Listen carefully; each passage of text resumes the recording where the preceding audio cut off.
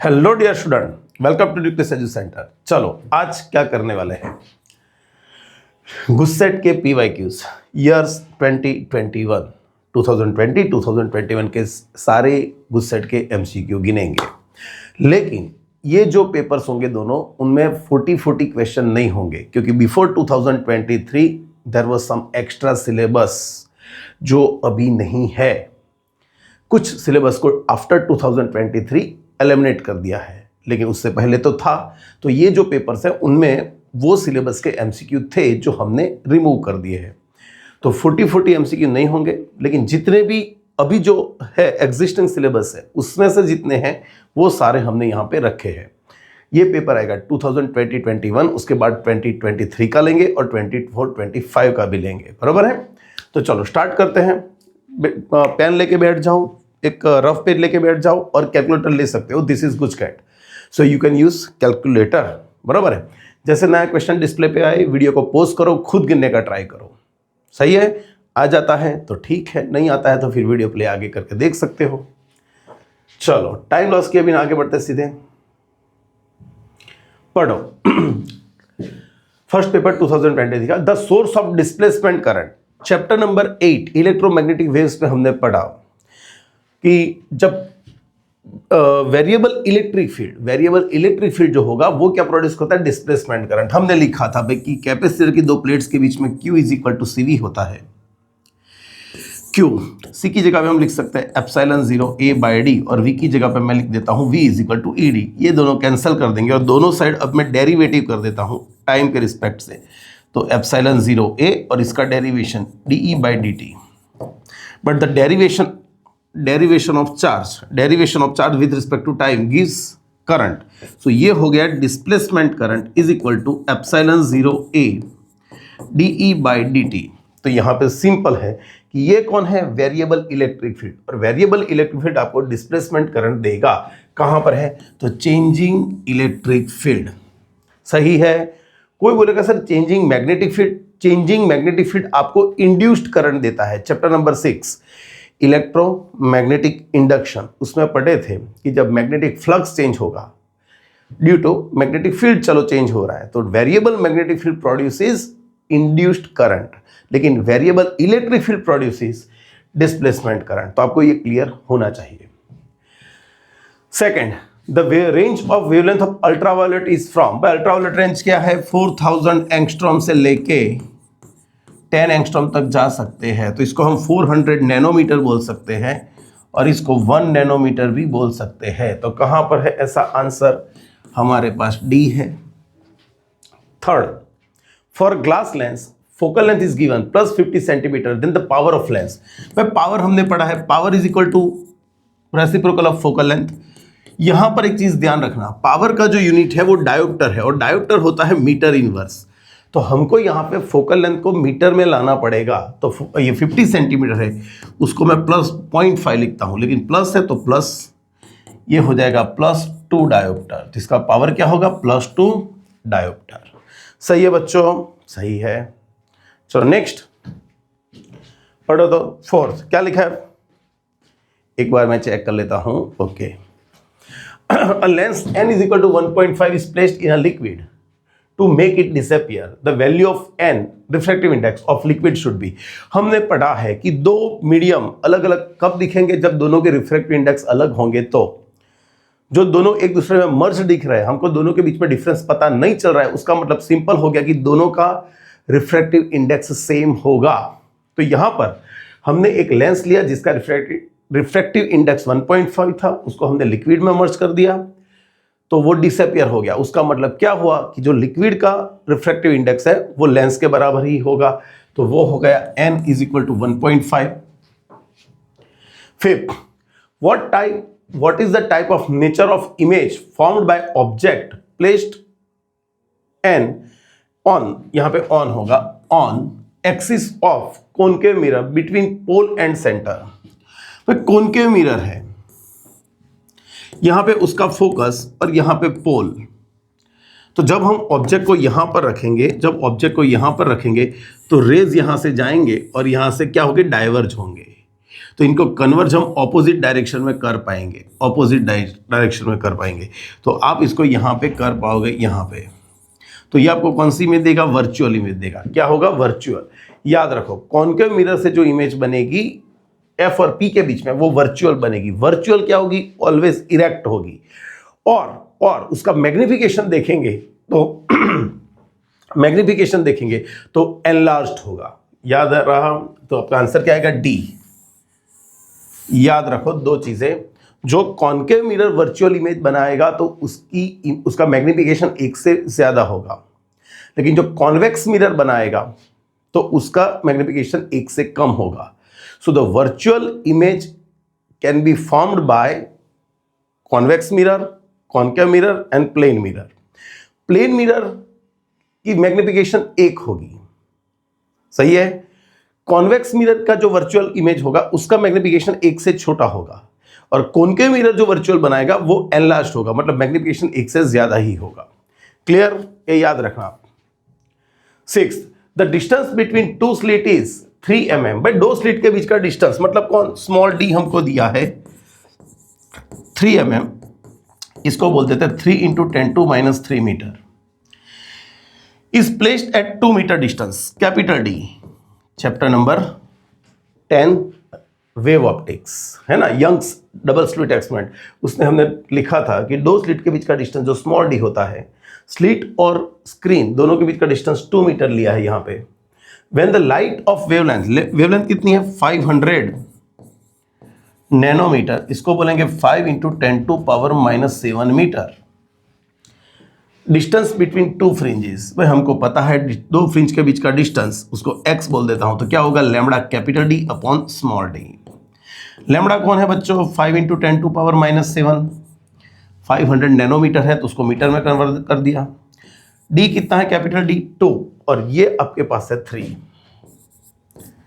× 10⁻³ 10 divided by 3, तो ये हो जाएगा 3.33 × 10⁻⁴ हो जाएगा। चलो इसको और भी ठीक लिखें, ये हो जाएगा 0.33 × 10⁻³ मीटर। इसको आप मिलीमीटर बोल सकते हो, इसको क्या बोल सकते हो? मिलीमीटर बोल सकते हो। तो आपका आंसर आ जाएगा ए, सही है। चलो आगे क्या है? How much is the de Broglie wavelength for an electron accelerated by an 100 volt potential difference. याद रखना, एक बेसिक फार्मूला हम डिराइव कर देते हैं। वैसे तो मैं आपको फार्मूला दे सकता हूं, लेकिन हम एक बार डिराइव कर लेते हैं। तो भाई हमको उसकी डी ब्रोगली वेवलेंथ चाहिए। हमने एक फार्मूला पढ़ा था, lambda is equal to h/√2m⁴ when a particle with mass m and charge q is accelerated with potential difference v, the de Broglie wavelength is given by h/√2m⁴. यहां पर कौन है भाई? यहां पर इलेक्ट्रॉन है। इलेक्ट्रॉन को हमको क्या करना है? एक्सेलरेट करना है। ओके, तो एक काम करता हूं मैं, h की वैल्यू में रख देता हूं 6.625 × 10⁻34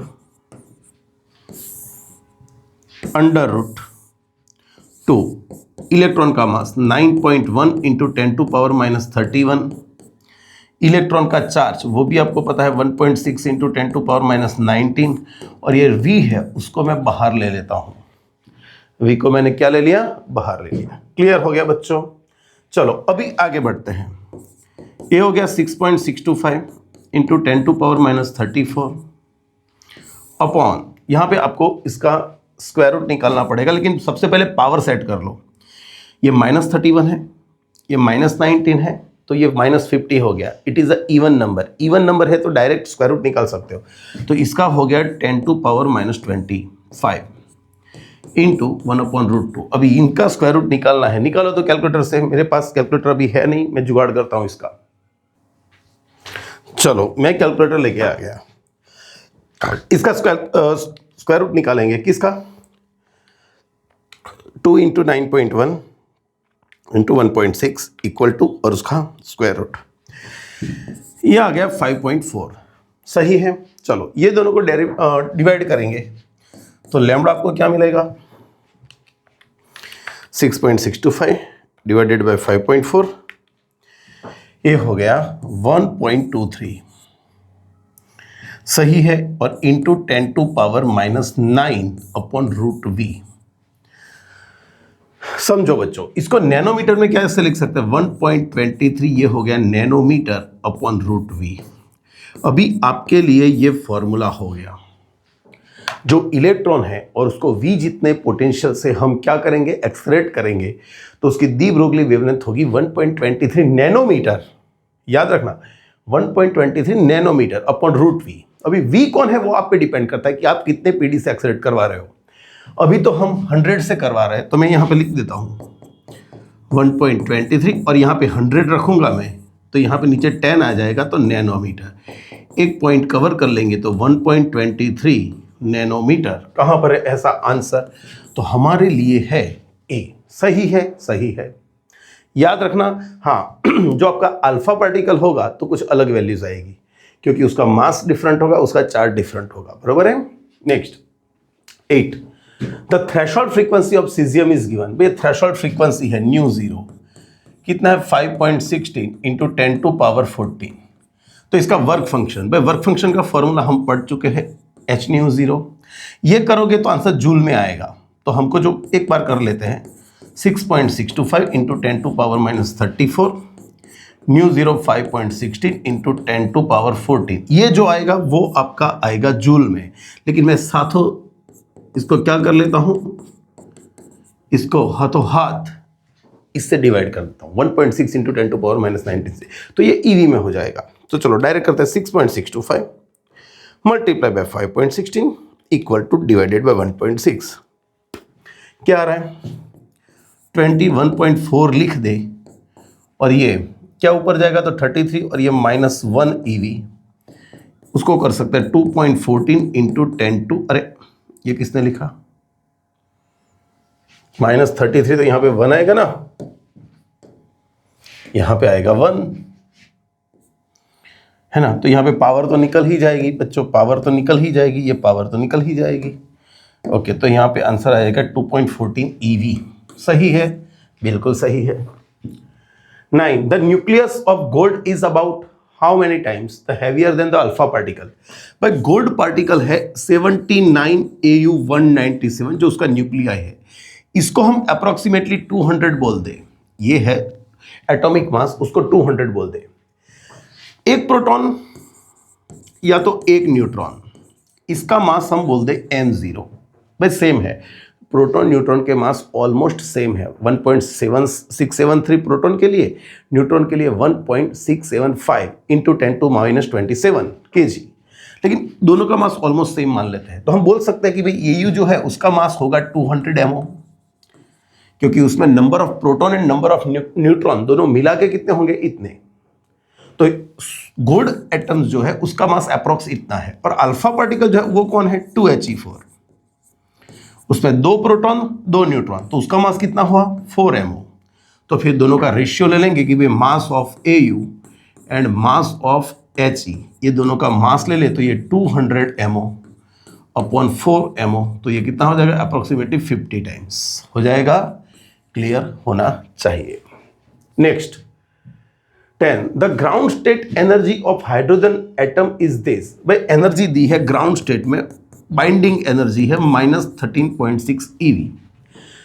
what is the kinetic energy of electron in this state. भाई कोई भी स्टेट ले लो, जिस स्टेट में जितनी टोटल एनर्जी होगी उसकी नेगेटिव वैल्यू मतलब पॉजिटिव हो जाएगी, वो काइनेटिक होगी, और यहाँ पे U/2 लिख सकते हैं अलग फॉर्म में कि भाई काइनेटिक एनर्जी टोटल एनर्जी की नेगेटिव होगी बाइंडिंग की, और पोटेंशियल होगी वो 2E जितनी होगी। सही है, तो यहाँ पे हमको सिर्फ काइनेटिक पूछा है, तो काइनेटिक क्या होगी -E, इसका माइनस ले लो, माइनस माइनस प्लस हो गया 13.6 eV।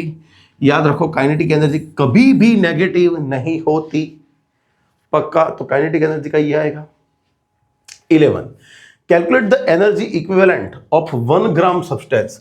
भाई E is equal to formula क्या है, according to mass energy equivalence mc²। मास कितना लेना है 1 ग्राम, तो 10⁻³ kg। C की वैल्यू ले लेंगे 3 इंटू 10⁸ का square, speed of light 9 into 10⁻, ये 16 में से 3 निकल जाएंगे 13 जूल। तो आपका आंसर आएगा कौन सा, B। 12, for a pure silicon crystal has this much atoms per metre cube. भाई ये नंबर डेंसिटी है किसकी? Number density of atom. Atom की नंबर डेंसिटी है 5 इंटू 10⁻26। इतने एटम्स है पर 28 है per metre cube. It is doped by 1 ppm concentration of pentavalent impurity arsenic. भाई 1 ppm का मतलब क्या होता है? 1 ppm 1 पार्ट पर मिलियन, मतलब 1 पर मिलियन मतलब 10⁶। तो हम यहां पे रखने वाले हैं 10⁶ एटम होंगे प्योर, तो एक उसमें इंप्यूरिटी होगी, याद रखना। इसको ऐसे लिखते हैं, सही है। तो फिर हमारे पास इतने एटम्स थे, पर 10⁶ एटम हमने एक इंप्यूरिटी डाली, तो फिर हमको टोटल नंबर ऑफ इंप्यूरिटी के एटम्स कितने मिलेंगे? तो impurity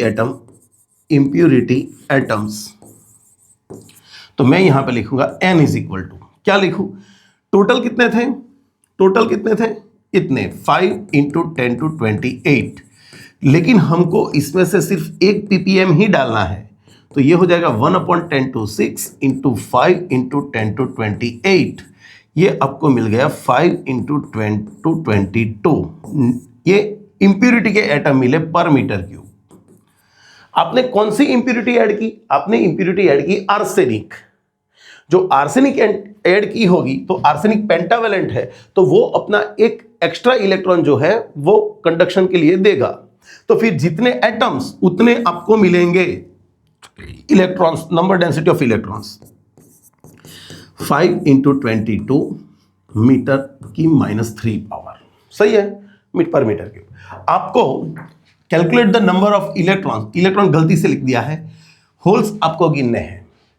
given that intrinsic conductors, भाई इंट्रिंसिक आपको टोटल पेयर्स दी है कितनी? 1.5 इंटू 10⁻16 पर मीटर क्यूब। आपको होल गिनने हैं, हमने पढ़ा है Ni² is equal to Ne into NH, जो आपको डायरेक्ट आता है, तो इतना लंबा करने की जरूरत ही नहीं है, तो मैंने समझाने के लिए करा। तो यहां पे NH इज इक्वल टू यहां पे Ni² अपॉन Ne। Ni² कौन होता है? भाई ये रहा 1.5 इंटू 10⁻16 का स्क्वायर अपॉन Ne कौन? Ne आपके पास है 5 इंटू 10⁻22। 1.5 का स्क्वायर 2.25 अपॉन 5 करेंगे तो 0.45 मिलेगा शायद। 0.45 इंटू 10⁻10, एक पॉइंट कवर कर लेंगे तो आपको आंसर मिल जाएगा ए वाला। सही है। Next 13, in diode increasing the forward bias voltage the thickness of depression layer. पर हमने पढ़ा था कि ये एन टाइप सेमीकंडक्टर है, ये पी टाइप है, ये पीएन जंक्शन बन गया। यहां पे पॉजिटिव आयंस होंगे पेंटावेलेंट इंप्यूरिटी के, यहां पे नेगेटिव आयंस होंगे ट्राइवेलेंट इंप्यूरिटी के, और जब इलेक्ट्रिक फील्ड जो जनरेट होगा वो होगा N2P। लेकिन जब आप फॉरवर्ड बायस कनेक्शन करोगे तो N आपका नेगेटिव पे आएगा, और जो एक्सटर्नल वोल्टेज है उसका प्लस पॉजिटिव की तरफ आएगा, N नेगेटिव के और P पॉजिटिव के साथ। इसको बोलते हैं फॉरवर्ड बायस। जब हमने ये कनेक्ट किया तो एक्सटर्नल बैटरी का पोटेंशियल और डेप्रेशन लेयर का पोटेंशियल दोनों ऑपोजिट आएंगे, मतलब दोनों के इलेक्ट्रिक फील्ड ऑपोजिट होंगे तो इनके बैरियर में डिक्रीज आएगा, और जो थिकनेस है वो भी डिक्रीज होगी। तो यहाँ पे आंसर क्या आएगा? डिक्रीजेस। और सिमिलरली यही चीज जो रिवर्स बायस में होती, तो रिवर्स बायस में ये इंक्रीज होता। सही है। 14, the charge Q is placed on one of the vertex of cube, then flux passing through any surface of the cube is. भाई समझो एक चीज ध्यान से, एक क्यूब है, इसको आप नोट्स में देखोगे तो मैंने बहुत डिटेल्स में सभी कहां कहां पर रख सकते हैं चार्ज को, वो पूरी डिटेल्स मैंने आपको समझाई है। ये एक क्यूब है, और वो क्यूब के सेंटर पे नहीं, एक वर्टेक्स पे, मतलब एक कॉर्नर पे हमने कोई क्यू चार्ज रख दिया है। भाई कोई भी क्यू चार्ज होगा तो उसमें से टोटल फ्लक्स कितना होगा? कोई भी टोटल चार्ज है, कोई भी क्यू चार्ज है, उससे से टोटल कितना फ्लक्स निकलेगा? Phi is equal to Q by epsilon nought. तो हमने पढ़ा था देसी लैंग्वेज में कि भाई फ्लक्स मतलब क्या, number of field lines. Flux मतलब कौन, नंबर ऑफ फील्ड लाइंस। हाँ, तो यहाँ से फील्ड लाइंस निकलेगी, यहाँ पे निकलेगी, यहाँ पे, यहाँ पे, यहाँ पे, बाहर भी जाएगी। टोटल कितनी निकली, इतनी, और वो सब डायरेक्शन में स्प्रेड होती है। लेकिन इसके अंदर कितनी आएगी, तो चलो हमको सबसे पहले ये कवर करना होगा कि ये वर्टेक्स या ये कॉर्नर को कवर करने के लिए टोटल कितने क्यूब्स चाहिए। इसको कवर करने के लिए टोटल कितने क्यूब चाहिए, तो मैं ड्रॉ कर देता हूं बच्चों। देखो एक तो ये रहा, एक इसके पीछे एक क्यूब लगा देंगे तो भी ये खुला रहा, तो फिर यहां पे एक क्यूब लगा देंगे तो यहां से खुला रहा, तो फिर यहां पे एक क्यूब लगा देंगे, तो ऊपर 4 क्यूब हुए जो इसको कर रहे हैं। लेकिन नीचे से अभी भी खुला है, तो उसको नीचे से कवर करने के लिए और 4 क्यूब नीचे चाहिए। तो total 8 cubes cover charge on vertex.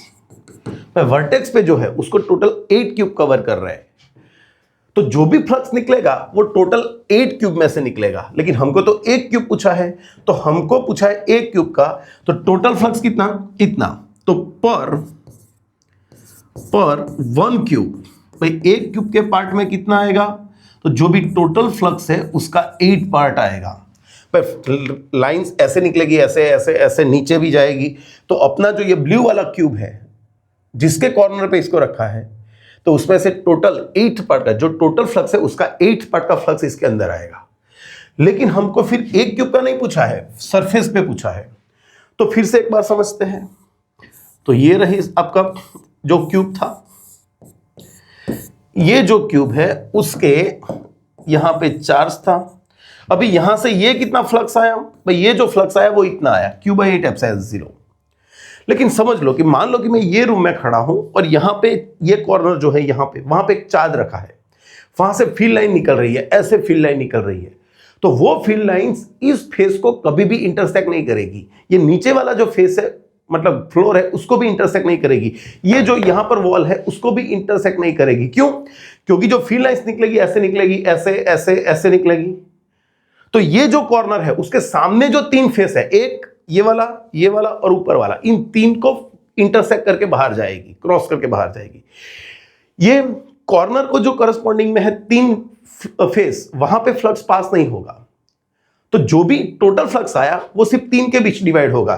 तो हम यहां पे लिखेंगे पर वन सरफेस, इसका फिर से थर्ड पार्ट हो जाएगा डिवाइडेड बाय 3, तो आपको मिलेगा Q/24 एप्सिलॉन 0। तो यहां पे आपका आंसर आएगा C। समझने का ट्राई करना। 15 2 point charges 10⁻⁸ coulomb and 10⁻⁻8 coulomb are placed 0.1 meter apart. Find the magnitude of total electric field at the center of the line joining 2 charges. भाई हमको डायपोल नहीं बनानी है, सिंपल एक चीज कर देते हैं।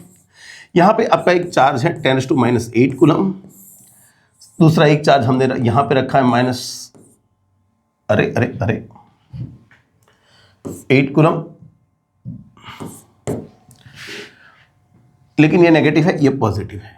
ये दोनों के बीच का डिस्टेंस हमको पता है 0.1 मीटर। उसके मिड पॉइंट पे पूछा है भाई यहां पे, तो सिंपल चीज, यहां पे इलेक्ट्रिक फील्ड कौन कौन जनरेट करेगा, एक Q1 भी करेगा, एक Q2 भी करेगा।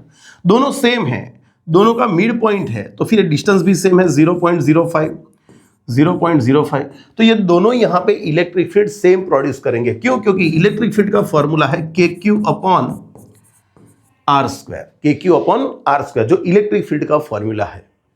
चार्ज दोनों सेम है वैल्यू में, नेगेटिव पॉजिटिव छोड़ दो, अभी सिर्फ वैल्यू में दोनों सेम है।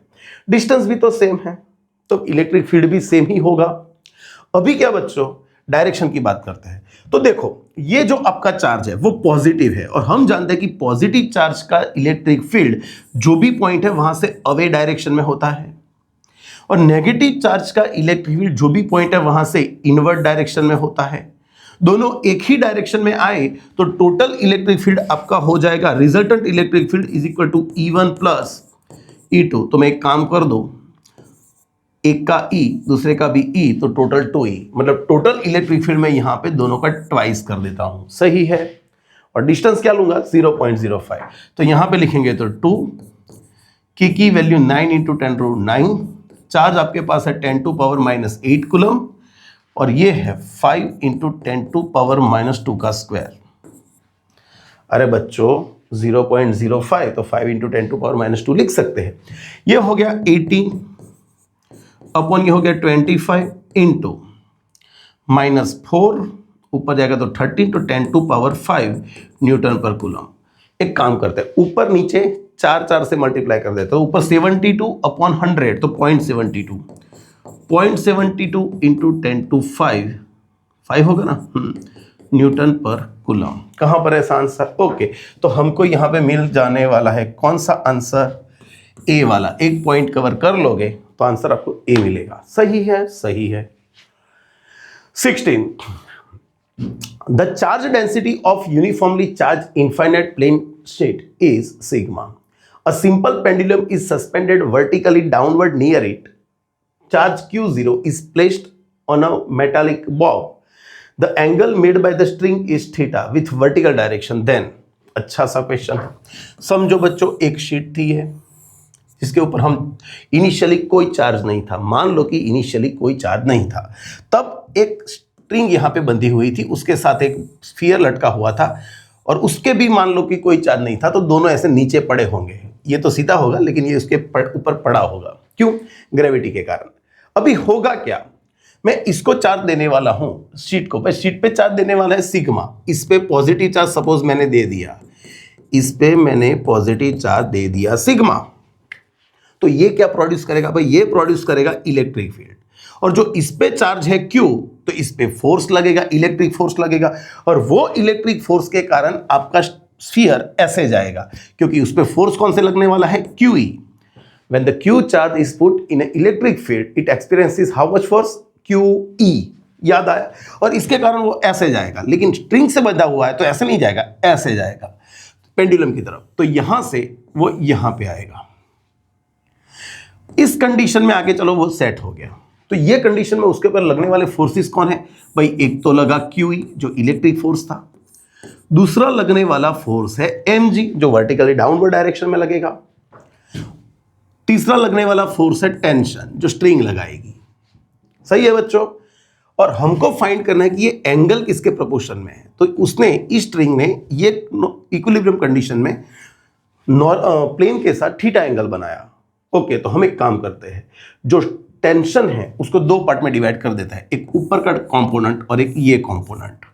ये थीटा तो ये भी थीटा ही होगा, इसका ये कंपोनेंट होगा t cos थीटा और ये कंपोनेंट होगा t sin थीटा। चलो, ये इसको बैलेंस करेगा, ये इसको बैलेंस करेगा, तो इन इक्विलिब्रियम, भाई इक्विलिब्रियम में t sin थीटा किसको बैलेंस करेगा? QE को। t cos थीटा किसको बैलेंस करेगा? mg को।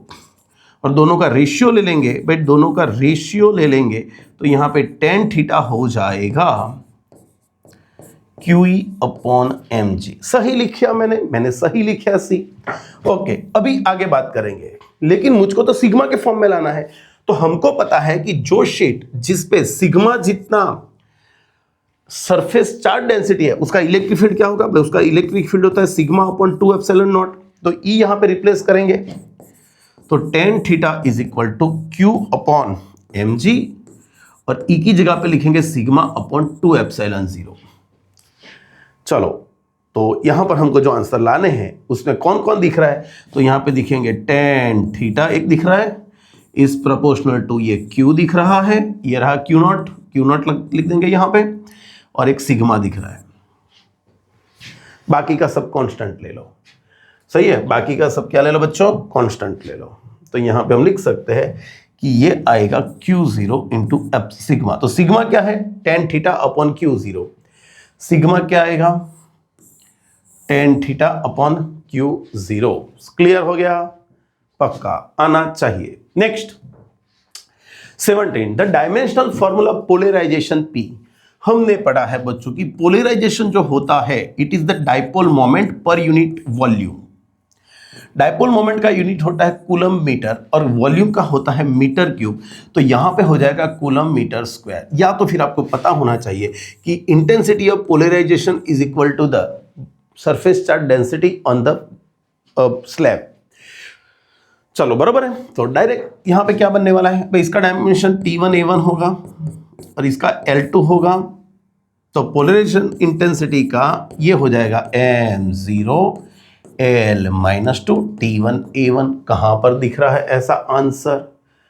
ओ दिख गया हमको डी में, ए नहीं लिखा है तो चलेगा, कोई प्रॉब्लम नहीं, सही है, M0 का पावर नहीं लिखा है। 18, if relative permeability of any substance is 80 then the susceptibility, याद करो हमने पढ़ा था एप्सिलॉन अपॉन एप्सिलॉन। एक मिनट और तरीके से मैं आपको समझाता हूं भाई, कोई भी मीडियम की परमिटिविटी क्या होती है, एप्सिलॉन 0 1 प्लस जाई ई, और इसको बोलता है इलेक्ट्रिक ससेप्टिबिलिटी, 1 प्लस जाई ई, जिसको बोलते हैं इलेक्ट्रिक ससेप्टिबिलिटी। तो यहां पे लिखेंगे epsilon upon epsilon nought is equal to 1 plus जाई। ये कौन हो गया, ये तो रिलेटिव परमिएबिलिटी हो गई, तो 1 प्लस जाई ई, ये रिलेशन हमको पता है और होना भी चाहिए। तो रिलेटिव परमिएबिलिटी आपको दी है 80, ये है 1, और ससेप्टिबिलिटी आपको फाइंड करनी है, तो आपका आंसर मिल जाएगा 79। इसको अपोजिट भेज दो, पक्का पक्का। Next 19, 2 microfarad capacitor is connected with 50 watt supply and 3 microfarad capacitor is connected with 100 watt supply. Now after removing battery, if the two plates of same type of charge are placed to form new capacitor, then the potential difference is, भाई याद रखना, मैं यहां पे थोड़ा बहुत आपको और एक चीज भी समझा देता हूं, तो क्या आपका यहां पे क्लियर हो जाए दिमाग। एक कैपेसिटर था, उसको हमने पहले कोई बैटरी से चार्ज किया V1, इसका कैपेसिटेंस C1, ये पॉजिटिव प्लेट होगी तो ये पॉजिटिव बनेगा, positive terminal positive, negative negative बनेगा। सिमिलरली दूसरा कैपेसिटर है C2, उसको हमने किसी और वोल्टेज से चार्ज किया, प्लस माइनस, ये V2, इसका कैपेसिटेंस C2, ये प्लस ये माइनस। अभी हमने बैटरी दोनों की निकाल दी और दोनों को कनेक्ट करेंगे ऐसे, पॉजिटिव पॉजिटिव प्लेट एक दूसरे के साथ रखेंगे, पॉजिटिव पॉजिटिव, सही है। तो ये पॉजिटिव नेगेटिव, ये आपका कैपेसिटेंस है C1 और ये C2, तो उनका टोटल PD अभी क्या होगा, तो वो हमको फाइंड करना है। तो डायरेक्ट फॉर्मूला आप लिख सकते हो कि भाई पहले देखो फॉर्मूला डिराइव करना है तो Q/C से कर सकते हो। टोटल चार्ज क्या होगा, C1 V1 plus C2 V2, और टोटल कैपेसिटेंस होगा C1 प्लस C2, पैरेलल ले सकते हो, लेकिन हमने फॉर्मूला डिराइव किया है तो याद रखना C1 V1 plus C2 V2 upon C1 plus C2, ये फॉर्मूला डायरेक्ट अप्लाई कर दो, आंसर आ जाएगा। आपको ऐसा पूछा है कि एक की पॉजिटिव दूसरे की नेगेटिव प्लेट से ज्वाइंट करेंगे तो क्या, एक की पॉजिटिव दूसरे की नेगेटिव से ज्वाइंट करेंगे तो क्या, तो फिर बीच में माइनस ले लो भाई, कुछ चार्ज न्यूट्रल हो जाएगा, दोनों पे चार्ज सेम होगा तो जीरो ही हो जाएगा, है ना। लेकिन मान लो कि एक पे चार्ज ज्यादा है एक पे कम है, लेकिन एक की पॉजिटिव प्लेट दूसरे की नेगेटिव प्लेट को दे दी है तो यहां पे नेगेटिव हो जाएगा, बस इतना ही फर्क है। लेकिन अभी तो बोला है same types of charges are placed, सही है, ओके। तो C1 कौन है आपका 2, V कौन है बच्चों 50, C2 कौन है 3 शायद, यस, V2 कितना है 100, C1 2 + 3, ये हो गया 100 और 300 मतलब 400 हो जाएगा ये, और नीचे हो जाएगा कितना 5, तो आपको मिलेगा 80 वोल्ट। कहां पर है ऐसा आंसर, तो बच्चों आपको आंसर मिलने वाला है E। सही है, एकदम इजी था। Next 20, the EMF of car battery is 12 volt. If internal resistance of the battery is 0.4 ohm, then maximum power पूछा है that can be drawn from the battery। पे पावर पूछा है तो हमको मैक्सिमम करंट चाहिए, I क्या होगा मैक्सिमम, भाई हमने फॉर्मूला पढ़ा है E/R प्लस कैपिटल R। जो मुझको करंट मैक्सिमम चाहिए तो मैं एक काम कर दूंगा, जो बैटरी है उसके अंदर इंटरनल रेजिस्टेंस भी होता है, तो मैं इसी के ही दो टर्मिनल एक दूसरे से कनेक्ट करूंगा, तो यहां पे एक्सटर्नल रेजिस्टेंस में 0 रख दूंगा। हाँ, तो आपको करंट उस वक्त मैक्सिमम मिलेगा Emax/R। क्या मिलेगा, Emax/R। और फिर आपको मैक्सिमम पावर चाहिए तो P = आप लिख सकते हैं I², अरे मैं यहां पे क्या कर रहा हूं, आई स्क्वायर आर कर सकते हैं। आर क्या है बच्चों, ये तो यहां पे लिख सकते हैं square upon R, square into R. वैसे फॉर्मूला हमको पता भी था, लेकिन square upon R, V square by R formula हमको नहीं पता है। तो यहां पे क्या हो जाएगा 12 का स्क्वायर और नीचे हो जाएगा 0.4, ये हो गया 144 और ये 0.4 36 0, तो 360 वॉट आप पावर निकाल सकते हो। सही है, सही है। लेकिन जो एक्सटर्नल सर्किट में रेजिस्टेंस जोड़ा है तो क्या, तो फिर जितना इंटरनल रेजिस्टेंस होगा आपको एक्सटर्नल सर्किट में उतना ही रेजिस्टेंस जोड़ना पड़ेगा। याद रखो, यहां पे आपको ऐसा बोला नहीं है कि एक्सटर्नल सर्किट है और मैक्सिमम करंट मैक्सिमम पावर निकालना था, तो आप बैटरी के दो टर्मिनल को डायरेक्ट कनेक्ट कर लो, डायरेक्ट मिल जाएगा, मैक्सिमम करंट भी मिलेगा, मैक्सिमम पावर भी मिलेगा। लेकिन एक्सटर्नल सर्किट में भी रेजिस्टेंस जोड़ना है तो फिर आपको जितना इंटरनल होगा उतना ही एक्सटर्नल में कनेक्ट कर दो। सही है। Next 21, the resistance of platinum wire of platinum resistance thermometer at ice point is 5 ohm. भाई हमको आइस पॉइंट बोला है, मतलब ये अपना T0 टेम्परेचर बोल दे, आइस का जो टेम्परेचर है उसको T0 टेम्परेचर बोल दे।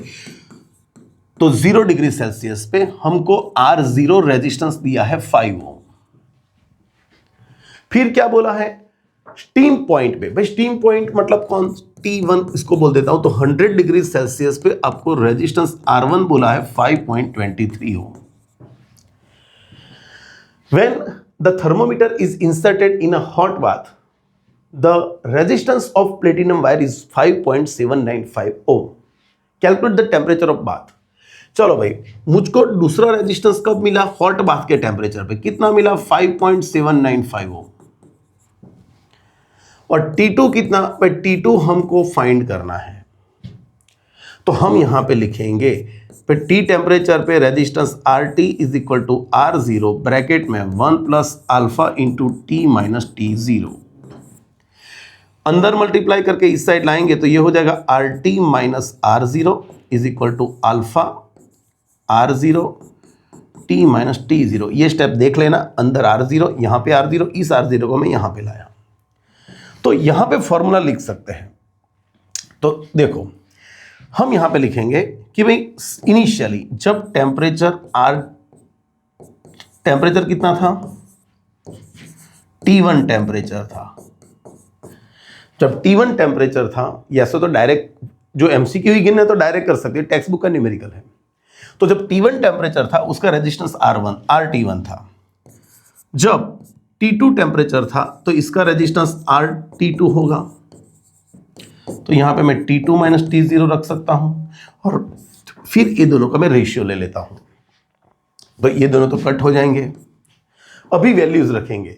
चलो RT1 कितना 5.23 और ये -5, ये 5.795 -5, T1 कितना 100 माइनस T0 0, T2 तो आपको फाइंड करना है -0, तो यहां पर आ जाएगा 0.23 upon 0.795 is equal to 100 upon T2। तो आपको T2 चाहिए तो T2 को सब्जेक्ट बना दोगे 0.795 into 100 upon 0.23।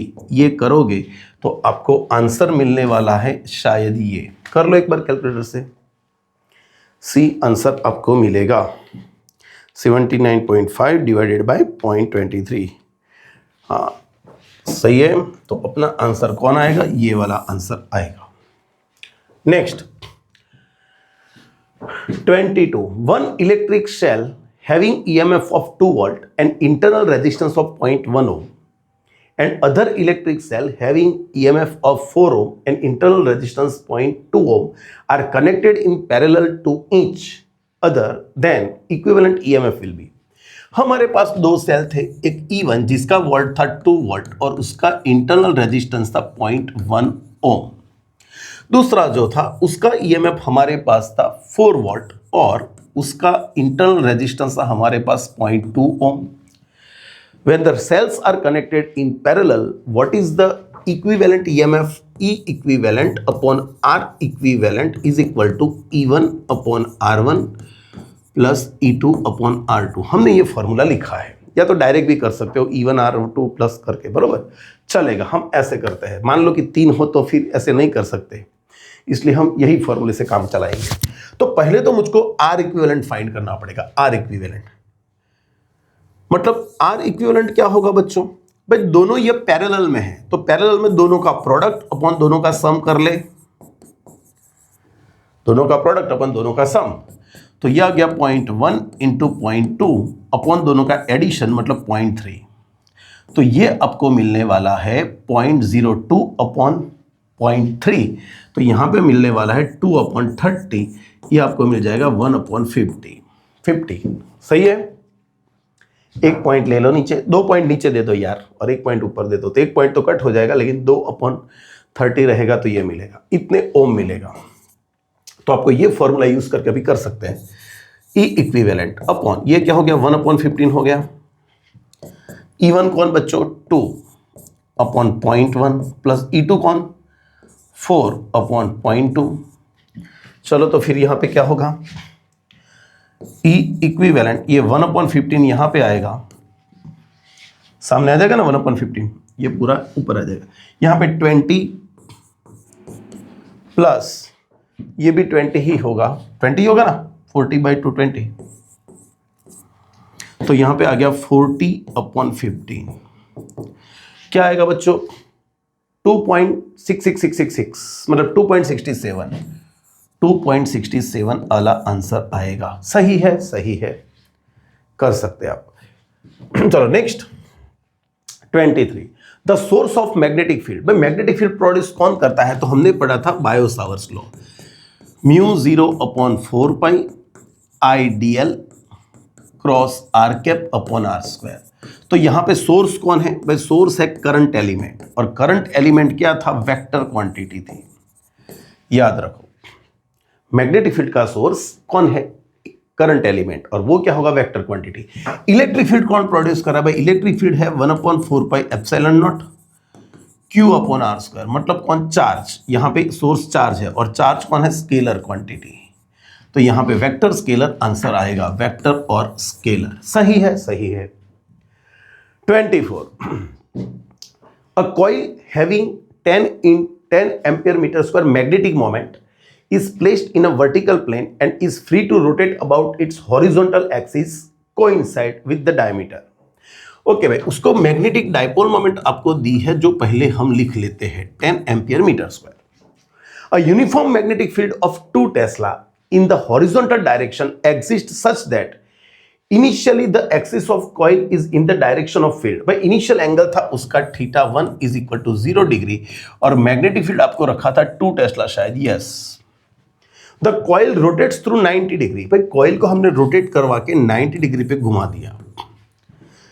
Under the influence of magnetic field the moment of inertia of coil is 0.1 kg metre square. तो मोमेंट ऑफ इनर्शिया आपको दी है 0.1 kg मीटर स्क्वायर, तो आपको उसकी एंगुलर स्पीड फाइंड करनी है। सिंपल चीज, हमको डायपोल को घुमाने के लिए टॉर्क के अगेंस्ट में वर्क करना पड़ा होगा। वो वर्क गया कहां पे, उसमें स्टोर हुआ होगा, लेकिन जब हम छोड़ देंगे उसको, तो again that potential energy stored in the dipole convert into the kinetic energy. तो हम यहां पे ले सकते हैं कि जो हमने वर्क किया, it is the change of kinetic energy. तो काइनेटिक एनर्जी लेकिन यहां पे सिर्फ कौन सी होगी, रोटेशनल। क्यों भाई रोटेशनल, क्योंकि हमको पता है in uniform magnetic field dipole only experiences torque, and under the influence of torque it does only rotational motion, not linear motion. सही है, सही है। तो इसकी जगह पे लिख सकते हैं 1/2 I ओमेगा स्क्वायर। वर्क क्या है हमारा, mb, हमने फॉर्मूला पढ़ा है cos θ1 माइनस cos θ2। ओके, तो 1/2 I आपको क्या दिया है 0.1, बस ऐसे रखेंगे तो भी चलेगा। Omega square angular speed find करनी है। एम बी कौन 10, बी कौन 2, यहां पे cos 0 लिखेंगे और यहां पे cos 90 लिखेंगे। ये हो गया omega square is equal to, इसको सामने भेजेंगे तो 2 10 2 अपॉन 0.1 इंटू ये आपका 1 माइनस 0 मतलब 1 ही होगा। ये 0.1 ऊपर आएगा तो ओमेगा स्क्वायर आपका हो जाएगा 400, तो ओमेगा आपको मिलेगा 20 रेडियन पर सेकेंड। कहां पर है? 20 रेडियन पर सेकेंड। सिंपल चीज। 25th, 10 ampere current is passing through very long wire of radius 5 centimeter. Okay. Then magnetic field at distance 2 centimeter inside from the curved surface. कहां से पूछा है? ये आपका बड़ा बड़ा मोटा मोटा वायर था और इस वायर का ये एक्सिस है। इसकी रेडियस क्या है बच्चों? इसकी रेडियस को हम बोल देते हैं 5 सेंटीमीटर। ये आपकी रेडियस है 5 सेंटीमीटर।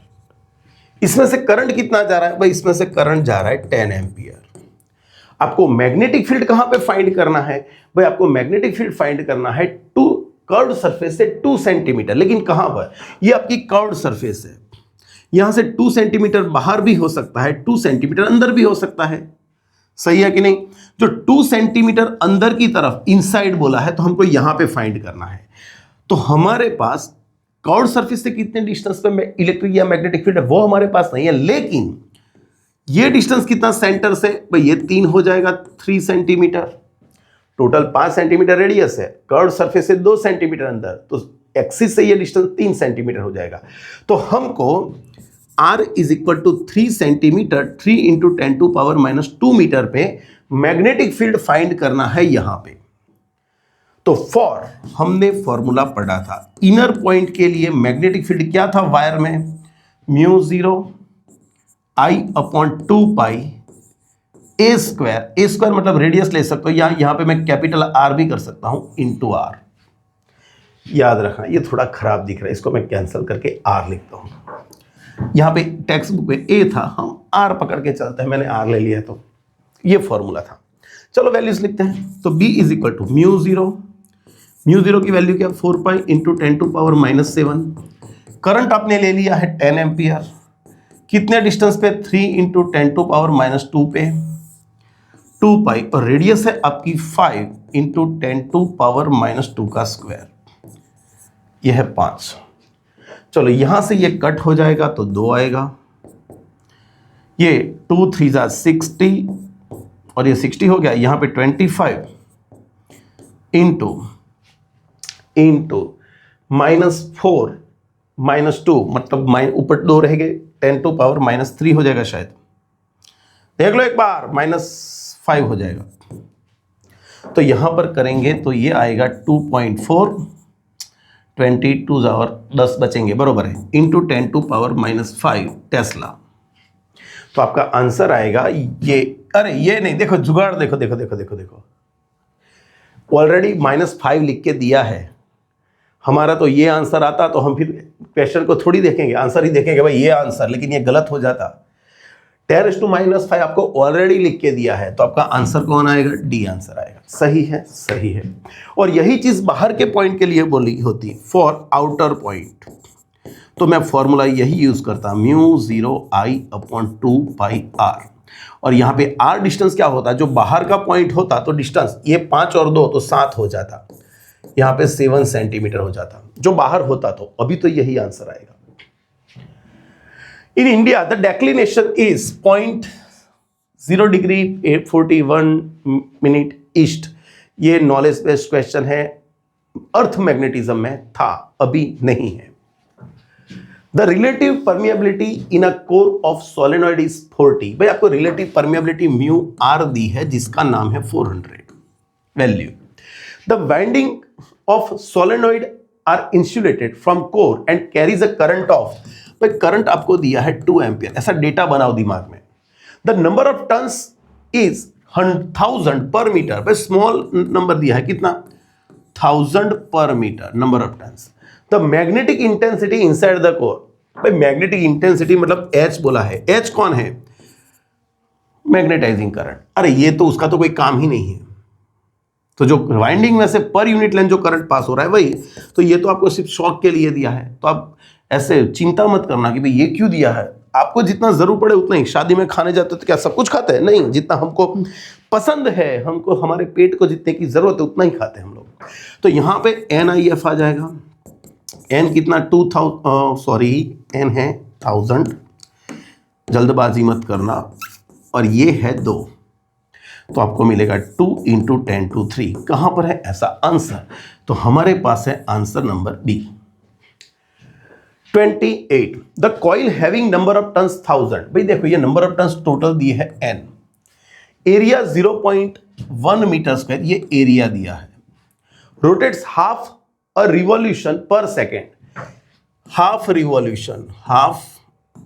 रिवॉल्यूशन पर सेकेंड, अरे भाई ये तो फ्रीक्वेंसी हो गई, फ्रीक्वेंसी कितनी है 1/2 रिवॉल्यूशन पर सेकेंड, 1 सेकेंड में आधा चक्कर कवर करता है, सही है।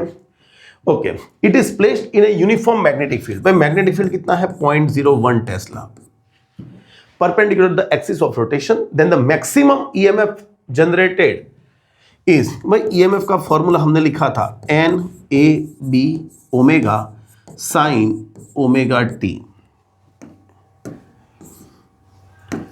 क्या आएगा साइन ओमेगा टी, लेकिन मुझको मैक्सिमम चाहिए तो इसकी वैल्यू 1 होगी, तो ई मैक्सिमम क्या होगा NAB ओमेगा, NAB ओमेगा की जगह पे क्या कर लेंगे बच्चों 2 पाई न्यू कर लेंगे, फ्रीक्वेंसी दी है हमको, चलो वैल्यूज रखें, नंबर ऑफ टर्न्स कितने हैं 1000, एरिया कितना दिया है 0.1, बी कितना दिया है 0.01, 2 पाई को बोल देंगे 3.14 और फ्रीक्वेंसी आपको दी है 1/2 कट हो गए, ये 0 भी सारे कट हो जाएंगे, 3.14 आएगा बच्चों आंसर, देख लो फिर से एक बार, मेरे से कोई गलती तो नहीं हो रही है, 0.1 है, ये 1000 है, हाँ 1000 ही है, बी आपको 0.1 दी, अरे देख नहीं 0.01 है, ओके तो ये दोनों इनको खा जाएगा, तो ओके सही है 3.14 ही आएगा। Next 29 out of the following given loops in which loop the direction of induced current is from A to C to B, आपको यहां पे समझना है कि करंट की डायरेक्शन कौन से फिगर में A to B to C पे है, A to C to B है। एक काम कर लेता हूं, पहले इसको थोड़ा मोटा कर लेता हूं, इसको क्या कर लेता हूं मैं थोड़ा मोटा कर लेता हूं, तो क्या आपको पता चले, चलो सही है।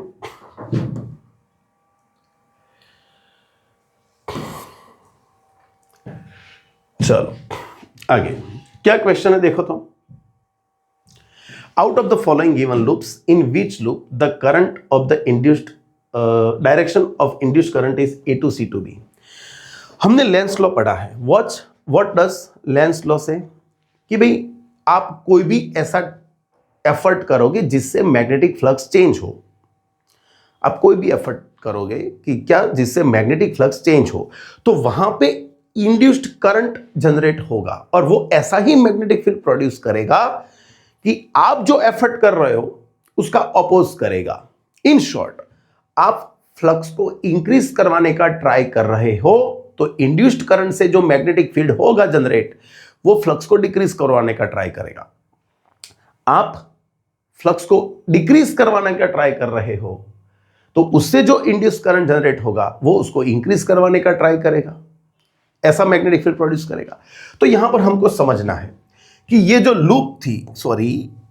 लूप थी, इसको हम अंदर ले जा रहे हैं। भाई अंदर ले जाएगा तो फ्लक्स क्या होगा, इंक्रीज होगा, फ्लक्स क्या होगा, इंक्रीज होगा, फ्लक्स इंक्रीज होगा तो induced current tries to decrease flux, वो फ्लक्स को डिक्रीज करवाने का ट्राई करेगा और फ्लक्स को डिक्रीज करवाने के लिए क्या करेगा, जो एक्सटर्नल मैग्नेटिक फील्ड है उसकी ऑपोजिट डायरेक्शन में मैग्नेटिक फील्ड प्रोड्यूस करेगा।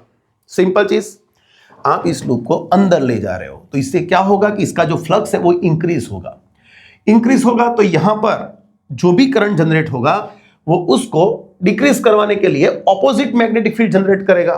तो आपका external magnetic field inward direction में है, तो इसमें जो करंट जनरेट होगा उसका मैग्नेटिक फील्ड आउटवर्ड डायरेक्शन में होना चाहिए और आउटवर्ड के लिए यहां से करंट ऐसे पास होगा। Use your right hand and obtain the direction of magnetic field, ये बाहर की तरफ होना चाहिए। ओके, तो करंट ऐसे फ्लो होगा, तो ये तो आपको डायरेक्शन मिली A to B to C, तो आपका आंसर ये तो नहीं आएगा।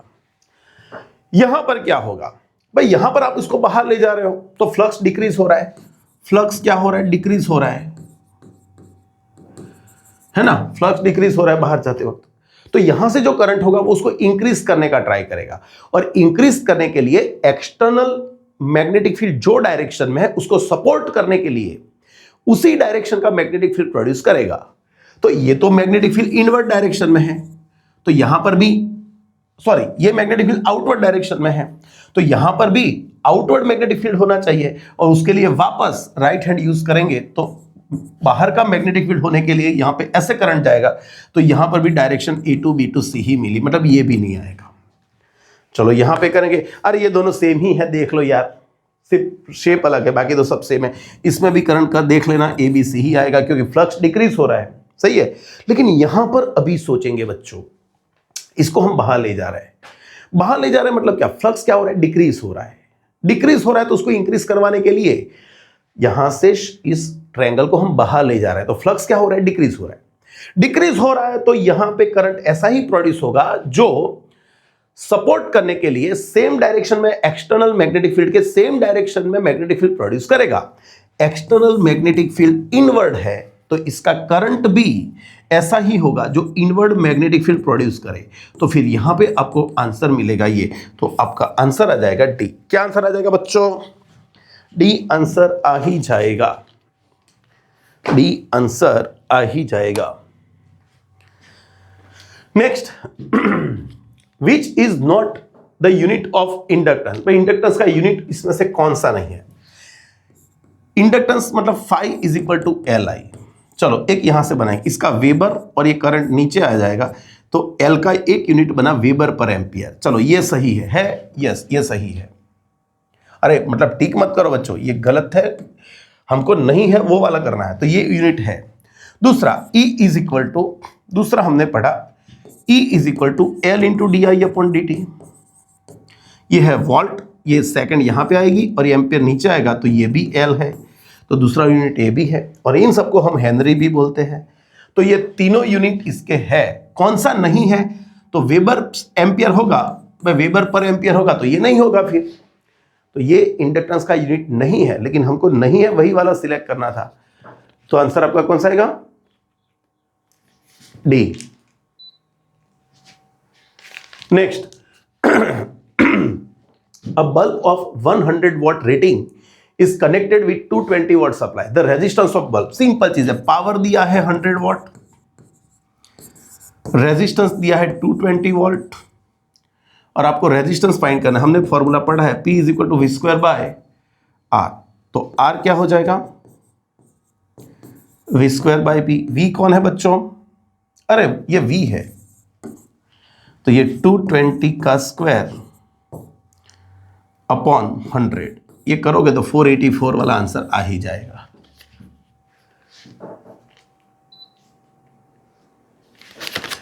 नेक्स्ट पढ़ो ध्यान से, in a sine voltage having maximum value of 283 volt. भाई साइन वोल्टेज मतलब एसी दिया है जिसको मैक्सिमम वोल्टेज है 283 volt. The frequency of 50 hertz is applied, भाई फ्रीक्वेंसी आपको दी है 50 hertz to LCR connection, resistance आपको दिया है, इंडक्टेंस भी आपको दिया है और कैपेसिटेंस भी दिया है। Find the impedance at resonance. अरे भाई रेजोनेंस हुआ, क्या हुआ, रेजोनेंस। रेजोनेंस के वक्त सर्किट में Z इज इक्वल टू कौन होगा, R। ओमेगा एक्सएल और एक्सी तो सेम हो जाएंगे, एक दूसरे को नलीफाई कर देंगे, तो बचेगा कौन, सिर्फ R, और R आपका 3 है, तो इंपीडेंस भी आपका 3 होगा, सही है। What is correct for real transformer. भाई जो रियल ट्रांसफॉर्मर होगा उसमें इनपुट पावर आप दोगे, उससे आउटपुट पावर ऑलवेज कम होगी। सिंपल चीज है यार, क्योंकि रियल ट्रांसफॉर्मर में एनर्जी लॉस होता ही होता है। There are many reasons to loss energy in transformer. तो इनपुट पावर आप जो दोगे उससे आउटपुट पावर ऑलवेज कम होगा। तो कहां पर है ऐसा, तो हमको ए में ही मिल गया है बच्चों। और आइडियल होता तो दोनों पावर इक्वल होते। ओके, तो 20 का क्वेश्चन पेपर खत्म हुआ। अभी हम स्टार्ट कर रहे हैं कौन सा पेपर, 21 का paper. 1 Electric field intensity due to an electric dipole on its axis at distance x and equatorial distance y are same. भाई एक्सिस पे इलेक्ट्रिक फील्ड और इक्वेटोरियल प्लेन पे दोनों पे सेम है ना। ये कौन है एक्सिस पे और ये कौन है इक्वेटोरियल लाइन पे। तो यहां का फॉर्मूला था क्या 2kp/r³, लेकिन यहां पे r लेंगे x, यहां पर लेंगे नेगेटिव साइन को निग्लेक्ट करके ये kp/y³, kp निकल गए तो x³/y³ हमारे पास मिल जाएगा 2, तो हमारे पास x/y आ जाएगा 2 की 1/3 पावर। कहां पर है ऐसा आंसर आपको a में मिल जाएगा, सही है। 2. As shown in following figure, an electron falls through the distance 1.5 centimeter. भाई इलेक्ट्रॉन ने कितना डिस्टेंस कवर किया 1.5 centimetre in uniform electric field of magnitude this much. ये इलेक्ट्रिक फील्ड है। Find the acceleration due to electron of the electron due to electric. अरे ये acceleration ही find करना है। हमको पता है कि जब इलेक्ट्रिक चार्ज Q E जितने इलेक्ट्रिक फील्ड में जाएगा तो उस पर फोर्स लग रहा है QE, तो F is equal to QE, F की जगह पे MA लिख दो इज इक्वल इंटू QE, तो A एक्सेलरेशन हो जाएगा आपका QE/M। Q कितना है 1.6 इंटू 10⁻⁻19, फील्ड कितना है 2 इंटू 10⁴ और मास है 9.1 इंटू 10⁻31। ये आपका क्या आंसर आएगा। चलो वैसे तो मैं देखने जाए जो अंदाजा मारे ना तो आप मार सकते हो। ये 3.2 नीचे 9.1, ये कौन है 3.2 और नीचे कौन है 9.1। मान लो कि 9.6 होता, ये कौन होता 9.6, तो आंसर क्या आता 1/3, 0.3333, लेकिन ये उससे थोड़ा कम है तो ये उससे थोड़ा ज़्यादा आएगा। तो आप डायरेक्ट 3.52 वाला आंसर भी लिख सकते हो। 1.6 मल्टीप्लाई बाई 2 डिवाइडेड बाई 9.1 क्या आया भाई 3.52, सही है। मतलब ये 0 पॉइंट आएगा 0.352 इंटू 10⁻, ये 12 और 4 16, यहाँ पे एक पॉइंट कवर कर लेंगे तो 3.52 इंटू 10⁻15। मतलब आपका आंसर कौन सा बैठेगा बी। यहाँ पे सिर्फ फाइंड क्या करना था, एक्सेलरेशन फाइंड करना था। Third, 2 large thin metal plates are parallel and close to each other. On their inner face, the plates have surface charge density of same sign of magnitude 17.7 into 10⁻22 coulomb per meter square. What is the electric field in outer region of the second plate? हमारे पास पता है ये एक plate है, ये 2 plate है, दूसरी plate यहां पर भी सिग्मा है, यहां पर भी सिग्मा है, दोनों में सेम इंटेंसिटी है। देख लो दोनों में सेम डेंसिटी है, सॉरी इंटेंसिटी कहां बोल दिया मैंने, डेंसिटी है, सरफेस चार्ज डेंसिटी। भाई यहां पे देखेंगे तो दोनों का इलेक्ट्रिक फील्ड ऑपोजिट होता है। पॉजिटिव का इलेक्ट्रिक फील्ड जो भी रिस्पेक्टिव पॉइंट है वहां से आउटवर्ड होगा, इसके कारण इसका ये डायरेक्शन में, ये फर्स्ट प्लेट ये सेकंड प्लेट, इसका इलेक्ट्रिक फील्ड यहां से ये डायरेक्शन में होगा। लेकिन हमको यहां पे नहीं पूछा है, हमको आउटसाइड में पूछा है। भाई यहां पे बोलेंगे तो ये पॉजिटिव प्लेट का इस डायरेक्शन में होगा और ये भी पॉजिटिव है तो दोनों का एक ही डायरेक्शन में होगा। और distance does not depend on, sorry electric field does not depend on the distance. तो टोटल इलेक्ट्रिक फील्ड आपका आ जाएगा, किसी एक का डबल कर दो और वो कितना होगा सिग्मा अपॉन 2ε0, 2 कट हो गए, सिग्मा आपके पास है 17.7 इंटू 10⁻22 और ये आपके पास है 8.85 इंटू 10⁻12। तो आप इसको डायरेक्टली कर सकते हो 2 इंटू 10⁻10 मीटर। सही है, सही है। For which of the following option gives the dimensional formula of electric potential? भाई इलेक्ट्रिक पोटेंशियल आपको देता है work done per unit charge. Work done कौन है m1 L2 T-2 और नीचे लिखोगे T1 A1 तो आपको इसका डायरेक्ट फॉर्मूला भी आना चाहिए m1 L2 T-3 A-1। सही है बच्चों, तो आपका आंसर आएगा डी। फिर हम फिफ्थ पे जाएंगे। Find the equivalent capacitance between 2 points A and B for given figure. Each capacitor has capacitance of 3 microfarad. भाई समझना यहां पे क्या यहां पे विस्टन ब्रिज बन रहा है? नहीं, यहां पे विस्टन ब्रिज बन रहा है, लेकिन यहां पे विस्टन ब्रिज नहीं बन रहा है। विस्टन ब्रिज के लिए क्या होना चाहिए, एक यहां पे क्वाड्रिलेटरल है, उसके एक डायगोनल पे कनेक्शन होगा और दूसरे डायगोनल पे कुछ रेजिस्टेंस पे, तो ये विस्टन ब्रिज है। ये विस्टन ब्रिज नहीं है, ये विस्टन ब्रिज है, याद रखो। तो यहां पहले तो इसको इरेज कर देते हैं, तो ये जो है उसमें क्या होगा बच्चों, ये सिंपल एक कनेक्शन है, उसमें ऊपर वाले दो सीरीज में है, नीचे वाले दो सीरीज में है, और ये तीनों फिर पैरेलल में हो जाएंगे। तो ये सर्किट हो जाएगी आपकी कुछ ऐसी, यहाँ पे एक आएगा, यहाँ पे एक आएगा, यहाँ पे एक, मतलब ये दो का मिला के एक लिख लेता हूं बच्चों में। तो यहाँ पे C और C किसमें है, सीरीज में, तो उनका इक्विवेलेंट हो जाएगा C/2। ये आपका C और ये C/2, इन दोनों का सीरीज कनेक्शन जो आपको देगा C/2, ये भी C/2 और ये C। फिर आगे बढ़ेंगे, आगे बढ़ने से ये कौन आया, व्हिटस्टोन ब्रिज। चेक कर लेते हैं कि व्हिटस्टोन ब्रिज इक्विलिब्रियम में है तो सही कि नहीं। ओके, तो C/C1 तो ये इक्विलिब्रियम में है, तो ये तो निकल चुका, ये निकल चुका। तो फिर ये C सीरीज में हो गए, तो उनका मिलेगा क्या बच्चों, C/2, और ये नीचे भी C/2 मिलेगा, और ये भी। अभी तो एकदम इजी क्वेश्चन हो गया। C/2 ये तीनों का एडिशन होगा, एडिशन में C एक पूरा और दो आधे आधे, मतलब 2, तो यहां पे हो जाएगा 2C, और ये दोनों का एडिशन C, ये A और B के बीच में, और फिर ये दोनों सीरीज में आ गए। तो अब यहां पे लिखेंगे C इक्विवेलेंट, दोनों का प्रोडक्ट अपॉन दोनों का सम। हमको पता है 2C/3, लेकिन each C has value of 3 microfarad. तो 3 निकल चुके बच्चों, तो यहां पे आ जाएगा 2 माइक्रोफेराड। कहां पर है ऐसा answer, oh that is in B. सही है, बिल्कुल बिल्कुल सही। नेक्स्ट बताएंगे, which of the following option is the pair of polar molecules? Which molecules are called polar? Those have permanent electric dipole moment, and for permanent electric dipole moment we need positive ion and negative ion and some distance between them. Okay, तो here कहां पे मिलेगा, B पे मिलेगा, HCl and H2O याद रखो। यहां पर ये है लेकिन ये नहीं है, यहां पर ये है ये नहीं है, ये मान तो दोनों नहीं है, ये दोनों नॉन पोलर है, ये पोलर हो गया। सही है।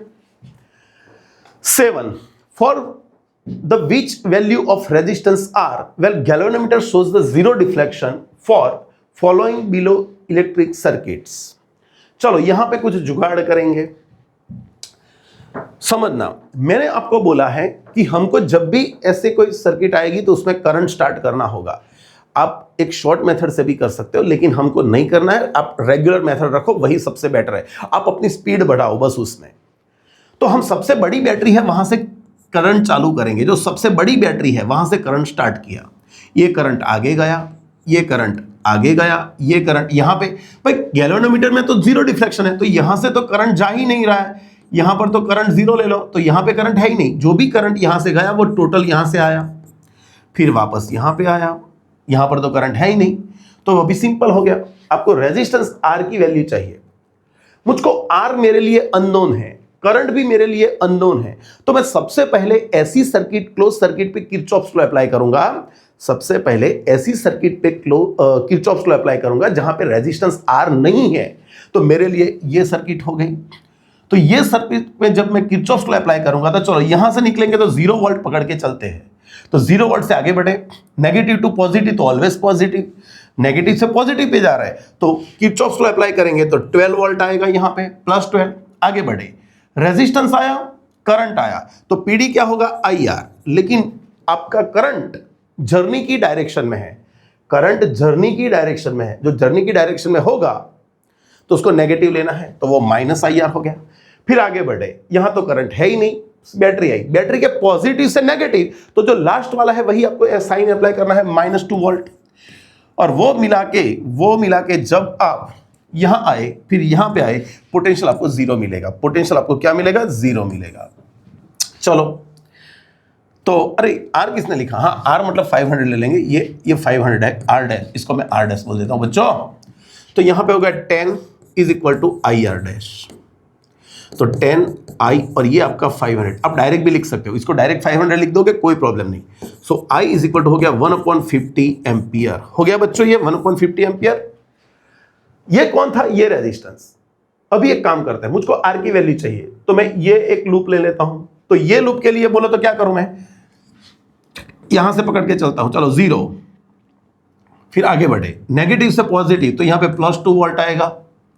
यहां से आगे बढ़े, यहां तो करंट है ही नहीं, यहां पे आए -I और R, और वापस यहां से यहां पे आ गए, करंट कितना, 0।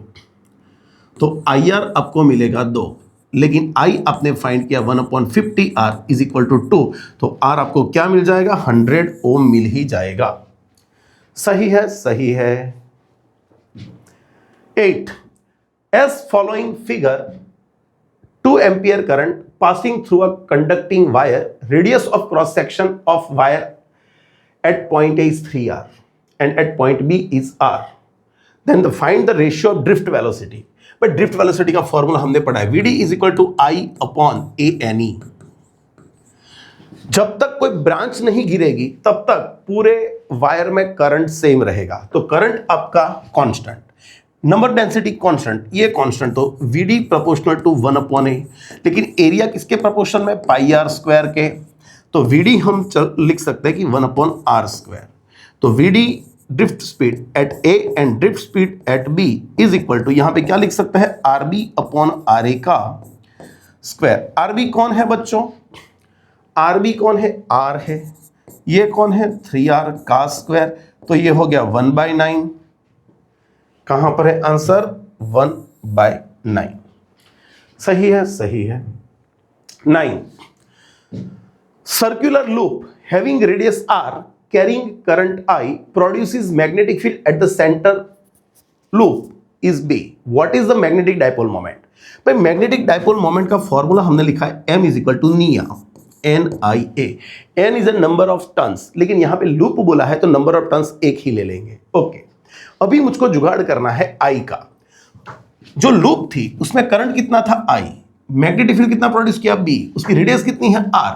तो हमको पता है कि magnetic field on the centre, magnetic field on the centre is equal to μ0I/2R।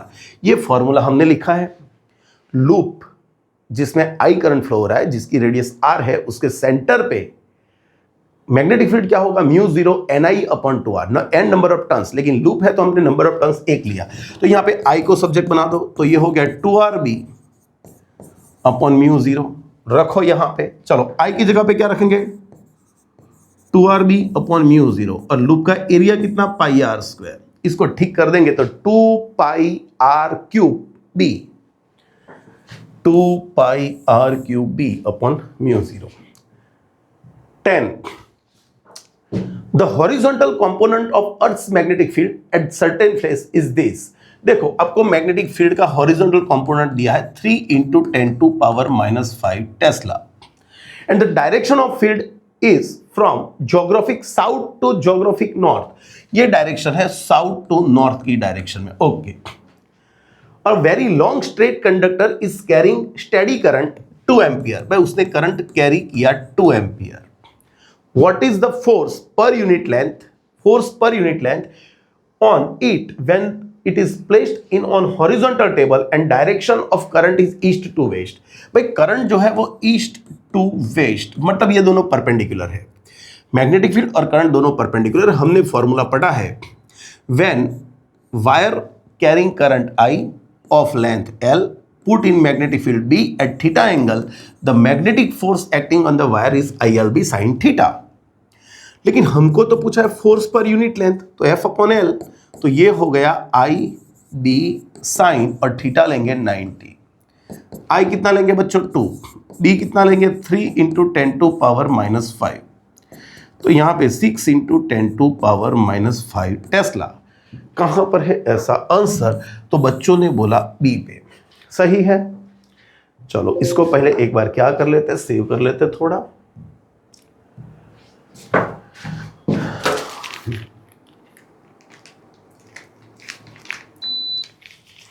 Next 11 a solenoid of length 0.5 meter has radius of 1 centimeter and is made up of 1000 tons. It carries current 10 ampere. What is the magnitude of magnetic field inside the solenoid? अरे solenoid के अंदर magnetic field का formula क्या है, μ0 ये हमने लिखा हुआ है, लेकिन यहां पे स्मॉल n कौन है भाई, number of turns per unit length.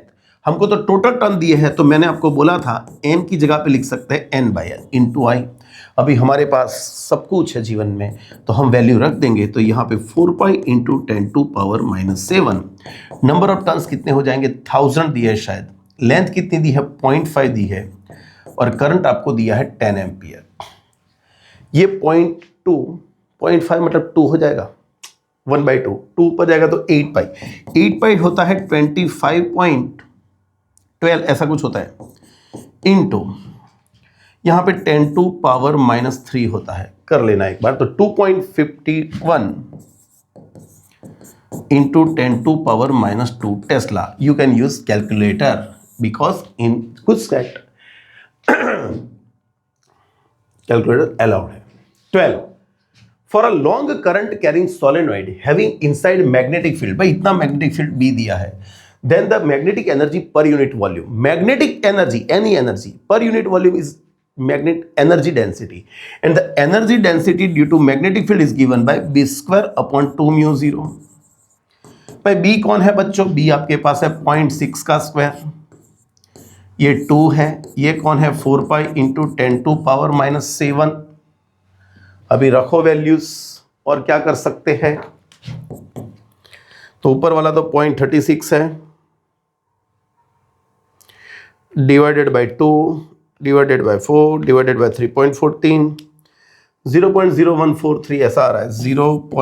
देखो ऐसी वैल्यूज आ जाए ना एक बार तो फिर गिनने मत बैठो यार, ये डिजिट्स कहाँ पे दिख रहे हैं, सिर्फ यहाँ पे दिख रहे हैं, है ना। तो यहाँ पे ये कितना हो गया 7, अब 2 पॉइंट कवर कर लो तो 1.43 वाला आंसर आ ही जाएगा, सही है, clear. 13 the self inductance L of solenoid of length small l and cross sectional area A increase then, लेकिन कब, चलो यहां पे रखेंगे। बस सेल्फ इंडक्टेंस कब इंक्रीज होगा, तो हमने लिखा था सेल्फ इंडक्टेंस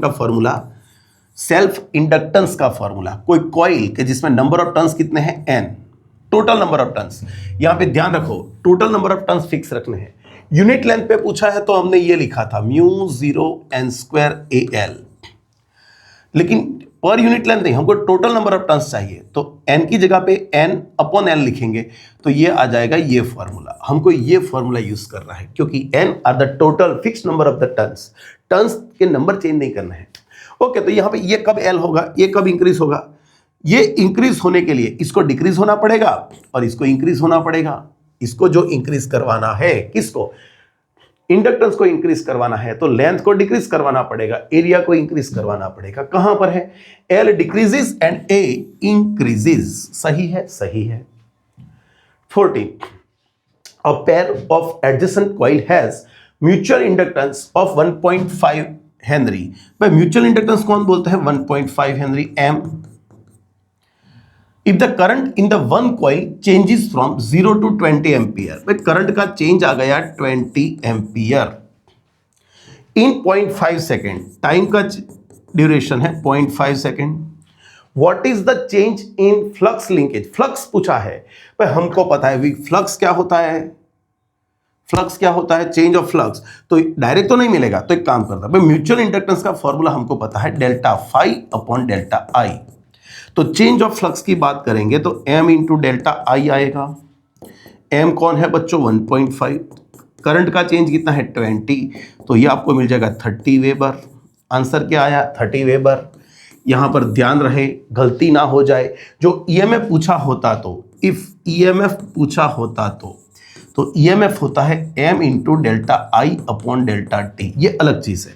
तो m कितना 1.5, करंट का चेंज कितना 20, टाइम कितना 0.55 है, तो इसको करेंगे तो ये क्या आ जाएगा 60 वोल्ट आएगा शायद, हाँ 60 आ जाएगा ना, 60 वोल्ट आएगा। लेकिन यहां पे हमको पूछा क्या है फ्लक्स, तो 30 वेबर आएगा। 15 अब 50 microfarad capacitor is connected to 110 volt and 60 hertz AC supply, determine the RMS value. हमारे पास कैपेसिटर से डेटा बनाओ, 50 माइक्रोफैराड है, उसको हमने सप्लाई से कनेक्ट किया है, उसका नाम दिया है 110 वोल्ट, मतलब ये आरएमएस वोल्टेज होगा, इसकी फ्रीक्वेंसी होगा 60 हर्ट्ज, हाँ कि नहीं बच्चों। तो करंट चाहिए आई आर एम एस, भाई हम लिख सकते हैं I R M S is equal to V R M S upon Z. तो V R M S, Z कौन है बच्चों, जेड कौन है, तो जेड के बारे में हमको पता है, सिर्फ कैपेसिटेंस है, इंपीडेंस। तो कैपेसिटेंस में रिएक्टेंस क्या होता है 1/ओमेगा सी, और वही आपका इंपीडेंस होगा। चलो यहां पे लिखते हैं, तो V R M S omega ऊपर आएगा into C. V R M S omega की जगह पे लिख सकते हैं 2 पाई न्यू इंटू सी। चलो वी आर एम एस, भाई वी आर एम एस कितना है 110, 2 ले लो, इसको 3.14 बोल दो, ये 60 है, और ये 50 इंटू 10⁻⁻6 इतना आपको दिया है। चलो इसको करेंगे तो फिर ठीक, 110 multiply by 2 multiply by 3.14 multiply by 60 multiply by 50 equal two divided by, बस कुछ नहीं यही, और 6 पॉइंट कवर कर लेंगे तो 2.07 आ रहा है, तो 2.1 बोल सकते हैं इसको, क्या हो सकता है 2.1 एम्पियर, कैलकुलेशन कर लेना। 16 फॉर LCR AC सर्किट, L दिया है, R दिया है, C दिया है, what is the frequency of source when resonance occur. भाई फ्रीक्वेंसी पूछी है तो हमको पता होना चाहिए कि ओमेगा की वैल्यू होती है 1/√LC, लेकिन हमको फ्रीक्वेंसी पूछा है तो इसकी जगह पे हम 2 पाई न्यू लिख सकते हैं। सो रेजोनेंट फ्रीक्वेंसी होगी 1/2 पाई √LC। चलो वैल्यू देखते हैं, 1 हो गया, 2 पाई को हम 3.14 बोल देंगे, स्क्वायर रूट में बच्चों L कौन 25 मिली हेनरी मतलब 10⁻⁻3, C आपके पास है 62.5 माइक्रो मतलब 10⁻⁻6। अभी यहां पे ध्यान रहे, डायरेक्ट स्क्वायर रूट नहीं करना है, जो करोगे तो बहुत पछताओगे, जो तुम डायरेक्ट स्क्वायर रूट करोगे तो बहुत पछताओगे। क्यों? क्योंकि यहां पे पावर ऑड है, -9 है, उसका मतलब यहां पे स्क्वायर रूट नहीं निकल सकता, सही है। तो पहले उसको इवन करेंगे, मैं इसका एक 0 यहां पे दे देता हूं, इसका एक 0 यहां पे देंगे। चलो एक स्टेप आपके लिए लिखता हूं आपकी फरमाइश पे, तो यहां पे -4, इसका मैंने लिख दिया 6.25, और ये हो गया 10⁻⁻5। अरे यहां पे 4 किसने लिखा? मैंने ही लिखा है बच्चों, सर से गलतियां हो जाती है। तो यहां पर -8 का स्क्वायर रूट अभी माइनस निकल जाएगा, सही है। तो यहां पे 1/2 3.14, इसका स्क्वायर रूट 5 निकला, इसका स्क्वायर रूट 2.5 निकला, और जो ये है वो 10⁻⁻4 निकलेगा। 10⁻⁻4 ऊपर जाएगा तो 10,000 divided by 2 divided by 3.14 divided by 5 divided by 2.5, इतना 127 आंसर आ रहा है। तो 127.39 ये आपका आंसर सेट होगा, देख लेना। 17 a plane electromagnetic wave of frequency this much travels in a free space along the x direction at particular point in space where b is this, तो E फाइंड करना है। भाई हमने वैल्यू तो हमको पता है, E = B × C। B क्या है 2.1 × 10⁻⁻8 और C speed of light in vacuum, ये दोनों कट करेंगे तो ये बनेगा आपका 6.3 हो जाएगा। अभी प्रॉब्लम है डायरेक्शन की, तो चलो यहां पे देखें कौन सी डायरेक्शन में जा रहा है, एक्स डायरेक्शन में। भाई प्रोपोगेशन की डायरेक्शन है एक्स, बी कौन सी डायरेक्शन में, के की डायरेक्शन में है, बरोबर। और आपको होना चाहिए कि E क्रॉस B की डायरेक्शन उसकी प्रोपोगेशन की डायरेक्शन स्पीड की डायरेक्शन में होनी चाहिए। ये सही नहीं है, सिर्फ डायरेक्शन के लिए लिख रहा हूं। ओके, तो E क्रॉस B, अरे यार समझो ये प्रोपोगेशन की डायरेक्शन होगी, प्रोपोगेशन डायरेक्शन। हाँ, तो ये कौन है पता नहीं, लेकिन ये पता है आपको बी कौन है, के। ये कौन है बच्चों, जे की डायरेक्शन है, नहीं एक्स की डायरेक्शन में जा रहा है, आई। तो मैं यहां पे क्या लिखूं तो ये आएगा, तो आपको कंपलसरी यहां पे जे कैरेट लिखना होगा। तो जे क्रॉस के करोगे तो आई मिलेगा, तो यहां पे आंसर आपका आएगा ये। वैसे तो आप डायरेक्ट लिख सकते थे, वैल्यू ही है 6.3, बराबर है। 18 glass prism have refractive index mu placed in air that angle of minimum deviation of prism is same as angle of prism, then what is the value of angle of prism।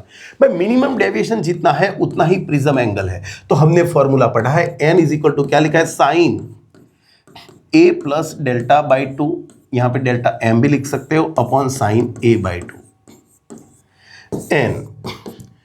यहां पर हम delta m की जगह पे a ही लिख देंगे, तो a + a 2a/2 मतलब साइन a, नीचे हो गया sine A by two N. Sine A है तो यहां पे साइन थीटा वाली वैल्यू यूज कर सकते हैं। भाई साइन थीटा क्या होता है, 2 sine theta by 2 into cos theta by 2। क्योंकि बच्चों नीचे ए बाई 2 है तो इसको मैं लिख दूंगा साइन ए बाई 2 और यहां पे कॉस ए बाई 2। तो यहां पे लिखा हमने साइन ए बाई 2, ये दोनों पाई सब कट हो गए। तो यहां पे बचा क्या, n is equal to 2 cos A by 2।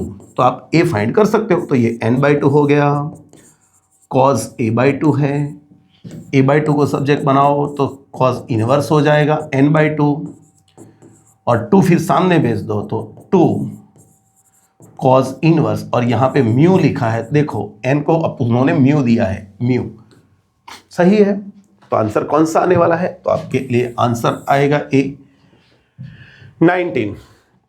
The radii of curvature of faces of a double convex lens are 10 cm and 15 cm. Its focal length is 12 cm. What is the refractive index of the material of lens? हमको पता होना चाहिए कि जो convex lens है इसकी एक side की रेडियस आपको दी है 10 सेंटीमीटर, दूसरे साइड की रेडियस दी है आपको 15 सेंटीमीटर, इसकी फोकल लेंथ आपको दी है 12 सेंटीमीटर, सही है। तो रिफ्रैक्टिव इंडेक्स इसका कितना पता नहीं, लेकिन बाहर का 1 ले लेते हैं, यहां पे एयर ले लेते हैं। हमारे लिए कौन हेल्प करेगा, लेंस मेकर फॉर्मूला। भाई लेंस मेकर फॉर्मूला में पढ़े हो 1/f is equal to n2 minus n1/n1, 1/r1 minus 1/r2, ये हमने पढ़ा हुआ है। फोकल लेंथ आपको दी है 12, वैसे तो ये टेक्स्ट बुक का एग्जाम्पल 7 है, उसका सेकेंड पार्ट है। ये n2 कौन है बच्चों, n2 आपके पास है नहीं, वो तो फाइंड करना है, माइनस 1/1।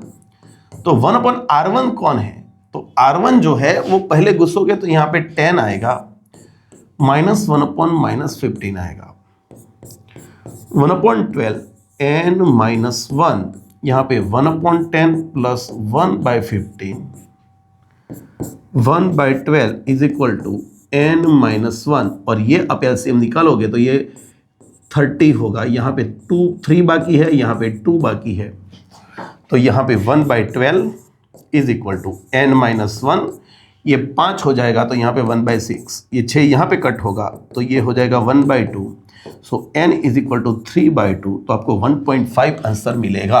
वैसे तो आपको आना ही चाहिए, बहुत बार आ चुका है प्रैक्टिस में। 20. Find the focal length due to combination of two convex lens in contact having focal length both of them is 30 cm. भाई इक्विवेलेंट फोकल लेंथ का फॉर्मूला हम पढ़े हैं 1/f1 plus 1/f2।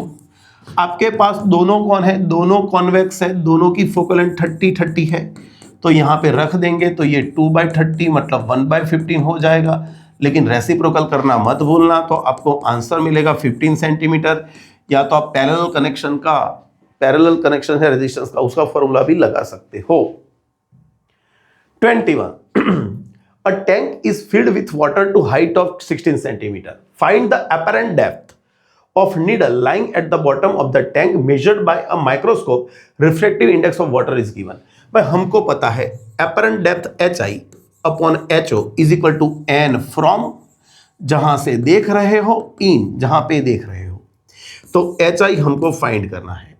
Original depth क्या थी, original depth क्या थी, दी है 16 सेंटीमीटर। 16 कहां से देख रहे हो, एयर में, यहां से आएगा एयर में, और यहां पे देख रहे हो वाटर में, तो यहां पे रिफ्रैक्टिव इंडेक्स 1 और यहां पे 4/3, तो HI is equal to 16 into 3/4। इसको सिंप्लीफाई करोगे तो 12 सेंटीमीटर आंसर आ ही जाएगा। Very easy question. 22. The wavelength of light 500 nanometre, तो आपको वेवलेंथ दी है 5 into 10⁻⁻7 metre. In Young's double slit experiment the distance between two slits and screen is this. तो ये आपको कैपिटल दिया है 100 सेंटीमीटर, उसको आप बोल सकते हो 1 metre. And the slits are separated by 1 millimetre. Small D आपको दिया है 1 mm, जिसको हम लिख सकते हैं 10⁻³ मीटर। तो आपको डिस्टेंस फाइंड करना है 5th और 3rd ब्राइट फ्रिंज के बीच में। भाई सिंपल, ये 2 स्लिट थी, ये स्क्रीन है, समझो यहां पे ये मिड पॉइंट से स्क्रीन का मिड पॉइंट है, यहां पे बन रही है सपोज थर्ड ब्राइट फ्रिंज, तो उसका यहां से डिस्टेंस होगा x3। यहां पे बन रही है, ये थर्ड बनी, ये फिफ्थ बनी, और यहां पे डिस्टेंस है x5। मैं एक काम करूंगा, मैं पहले x5 फाइंड करूंगा, फिर x3 फाइंड करूंगा, और फिर दोनों का सब्ट्रैक्शन ले लूंगा। लेकिन हमको पता है x इज इक्वल टू क्या फॉर्मूला है, m lambda capital D upon small d। कैसे बच्चों, हमको पता है कि पाथ लेंथ होती है xd upon d is equal to m lambda. किसके लिए है, ब्राइट फ्रिंज के लिए है, इसी कारण।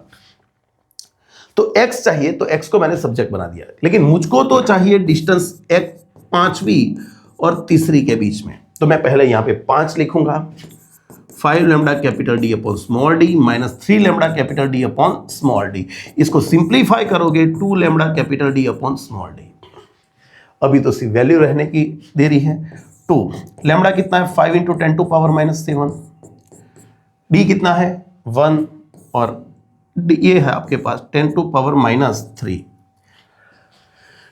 1 mm आंसर आएगा, सही है। ये आपका 10 टू पावर माइनस 3 आएगा मीटर, तो ये 1 mm आपको आंसर देगा। क्या आएगा, 1 mm। Which of this metal having list work function among this. तो यहां पर, अरे यहां पे सीजियम है, कैल्शियम है, कैल्शियम होगा तो नहीं होगा, फिर सोडियम का होगा। कैल्शियम होगा तो फिर बच्चों नहीं काम होगा। या सीजियम होगा तो यही आंसर आएगा, लेकिन कैल्शियम होगा तो फिर आपका आंसर ये आएगा। सही है, सीजियम होगा तो यही आंसर आएगा, उसका 2.14 होता है, इसका 2.28 2.30 के आजू बाजू होता है, तो फिर ये आएगा। अभी जो दिया है सिंबल के हिसाब से बोल रहा हूं, जो सीजियम होगा CS, तो फिर ये आएगा, नहीं तो फिर सोडियम आएगा। 24 the photo electric effect that graph of stopping potential V0 versus frequency straight line, what will be the slope of this straight line. पर हमको पता है कि हमने V0 वर्सेस E का ग्राफ, फ्रीक्वेंसी का ग्राफ ड्रॉ किया, तो यहां से स्टार्ट हो रहा था, और रिलेशन हमको पता है V0 E is equal to H nu minus five zero. तो V0 is equal to H upon E into nu minus 50 E। हम बता सकते हैं कि इसका स्लोप जो होगा, स्लोप मतलब कौन, h अपॉन ई हो जाएगा, h अपॉन ई हो जाएगा। कहां पर है h upon E. 25 the radius of innermost electron orbit of hydrogen is this. भाई इनरमोस्ट मतलब कौन सी, फर्स्ट ऑर्बिट, और फर्स्ट ऑर्बिट में आपको रेडियस दी है 5.3 into 10 to power minus 11 metre. What are the radii of n is equal to fourth orbit. भाई फोर्थ ऑर्बिट की रेडियस हमको फाइंड करनी है। फोर्थ ऑर्बिट की हमको पता है कि वे radius of electron is proportional r proportional to n square, जो ऑर्बिट नंबर होगा उसके स्क्वायर के प्रोपोर्शन में है, तो r4 upon r1 is equal to, यहां पे लिख सकते हैं 4 1 अपॉन 1 का स्क्वायर, तो ये हो गया 16। तो r4 जो होगा वो r1 का 16 टाइम होगा 16। ये कौन है बच्चों, 5.3 इंटू 10 टू पावर माइनस 11। ये होगा क्या, 80 वाला आंसर आएगा, 84, मतलब ये हो जाएगा शायद, आप कैलकुलेट कर लेना। सही है, सही है। 26 the ground state energy of hydrogen atom is this. भाई एनर्जी दी है E इज इक्वल टू, आपको दिया है minus 13.6 EV। What is the kinetic energy, हमने फिर से आगे पढ़ा दिया है इसी लेक्चर में कि काइनेटिक एनर्जी माइनस E के बराबर होगी, तो इसका माइनस मतलब प्लस 13.6 EV प्लस में आंसर आएगा। कहां पर है, ये रहा।